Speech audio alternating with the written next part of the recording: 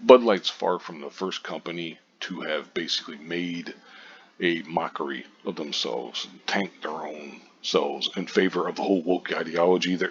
They might have popularized it though, because they had the whole thing with Dylan Mulvaney and everything, the woman face, all that controversy and all that stuff. Now Miller Lite's doing the same thing. They got an ad here. I got a tweet up from Myth Informed, which you've probably seen the videos going all around. As you can see, this got 4.8 million views and everything. It's just absolutely ridiculous. It's a minute 29. They say the word shit. It feels like about 30 times in here. It's like real edgelord kind of cringy stuff. But anyway, whatever. I guess that's neither here nor there. This comedian, quote unquote, Alana Glazer, I'm not going to play it, of course, although I'm sure you've already seen it. But anyway, she goes out there and basically talks about how women were among the first to brew beer. Okay, well, so they were second, I guess. I mean, whatever.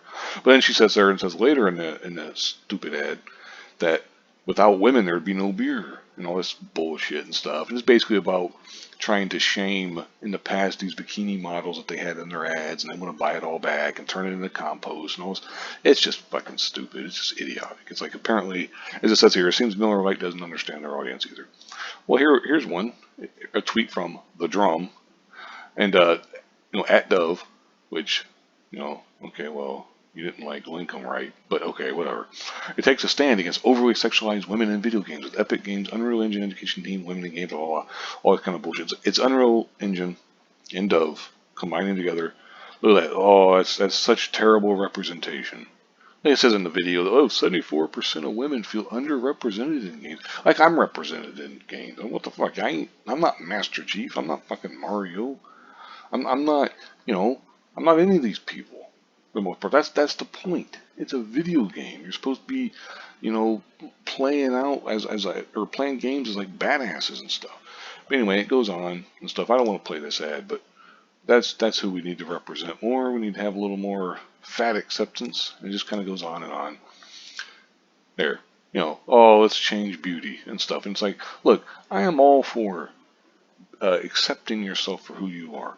But at the same time, you also need to be working to better yourself. Because that's not healthy. I mean, look, I'm not trying to knock her. I'm not trying to say she's a piece of shit who deserves to die or anything of that nature. But that ain't healthy.